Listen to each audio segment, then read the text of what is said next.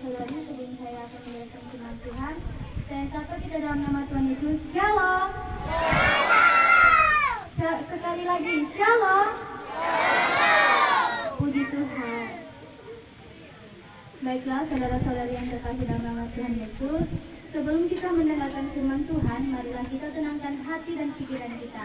Mari kita bersatu dalam doa. Allah Bapa kami yang ada di dalam kerajaan surga, kami berterima kasih atas kasih karunia-Mu dan kebaikan-Mu kepada kami. Ya Tuhan, sebentar lagi kami akan mendengarkan firman-Mu. Berikanlah kami kepahaman dalam mendengarkan firman-Mu, berkatilah kami, bimbinglah kami dari kuasa Roh Kudus-Mu. Kami meminta pertolongan-Mu ya Tuhan, dalam nama Tuhan Yesus Kristus kami berdoa, haleluya. Amin. Baiklah, saudara-saudari yang terkasih dalam nama Tuhan Yesus, di sini saya akan menjelaskan tentang firman Tuhan yang terambil dari 2 Korintus pasal 13 ayat 11 yang berbunyi, beginilah firman Tuhan. Akhirnya, saudara-saudaraku, bersukacitalah, usahakanlah dirimu supaya sempurna. Terimalah segala nasihatku. Sehati sepikirlah kamu, dan hiduplah dalam damai sejahtera. Maka Allah, sumber kasih dan damai sejahtera akan menyertai kamu. Ada amin? Puji Tuhan. Saudara-saudari yang terkasih dalam nama Tuhan Yesus, tadi telah kita dengarkan tentang firman Tuhan bahwa pentingnya dalam bersukacita. Bersukacita adalah perasaan yang berasal dari Tuhan yang merupakan rasa damai, puas, dan sempurna.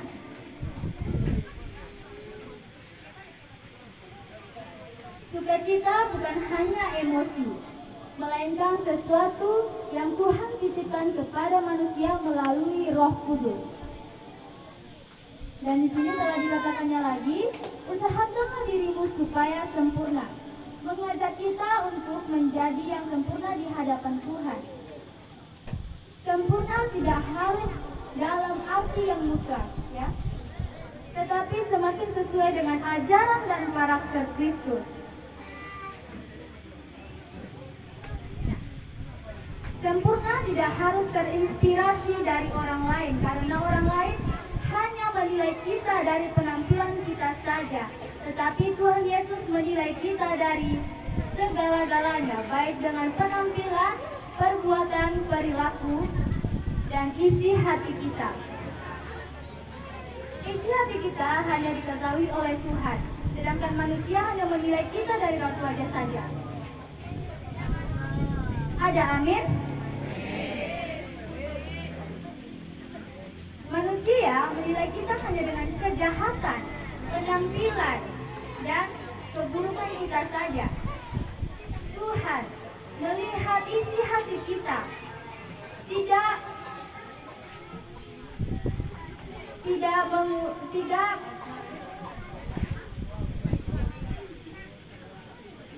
menilai kita dengan banyak kekurangan.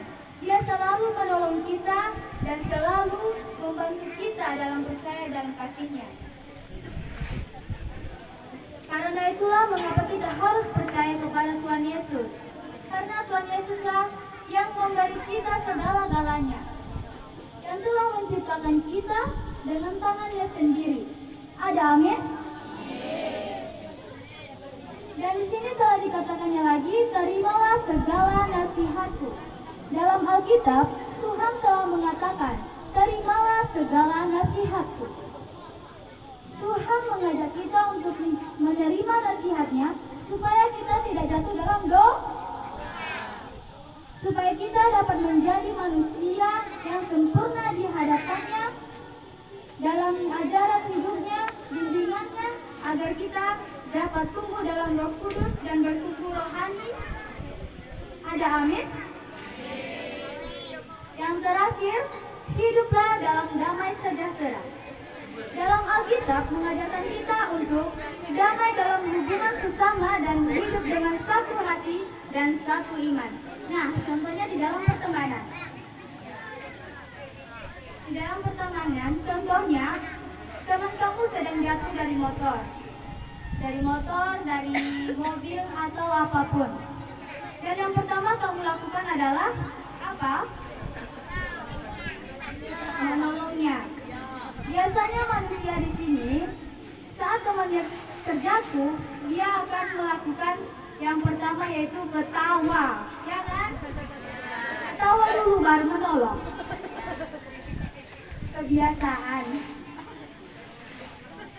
Maka dari itu, saudara-saudari yang terkasih dalam nama Tuhan Yesus, hindarilah perbuatan seperti itu. Ikutilah ajaran dalam Yesus Kristus. Dan jika orang tua kamu meminta tolong untuk memberikan sesuatu, apa yang harus kamu lakukan? Apakah menolongnya atau meminta imbalan? Menolongnya. Apakah itu sungguh benar? Puji Tuhan.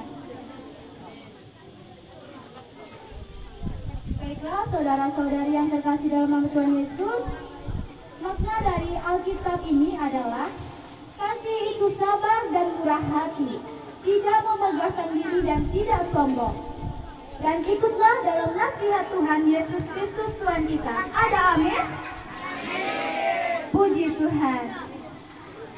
Baiklah saudara-saudari, sekian penjelasan firman Tuhan yang telah saya jelaskan tadi. Jika ada kesalahan dalam tutur kata atau dalam menjelaskan firman Tuhan, tolong dimaafkan. Supaya Tuhan menanamkan di dalam hati kita masing-masing. Ada amin? Amin. Baiklah, sekian firman Tuhan dari saya. Kita tutup. Mari kita bersatu dalam doa. Allah Bapa yang baik, kami kembali mengucapkan syukur dan segala kebaikan-Mu dan kasih karunia-Mu kepada kami. Tuhan, berkatilah kami, bimbinglah kami dalam kuasa Roh Kudus-Mu. Ajarilah kami tentang firman-Mu, berikanlah kami kepahaman dan melakukan firman-Mu, supaya kami umat-umat-Mu tidak hanya dapat mendengarkan, tetapi juga dapat melakukan sesuatu kehendak-Mu. Tuhan, supaya yang telah dijelaskan oleh hamba-Mu ini, baik yang telah membaca dan mendengarkan, supaya Engkau menanamkan di dalam hati mereka masing-masing. Dan ya Tuhan, segala kesalahan kami memohon semoga Engkau memaafkannya, dan segala kekurangan kata-kata yang telah disampaikan oleh hamba-Mu ini kami sempurnakan di dalam nama Tuhan Yesus Kristus. Kami berdoa, haleluya, amin.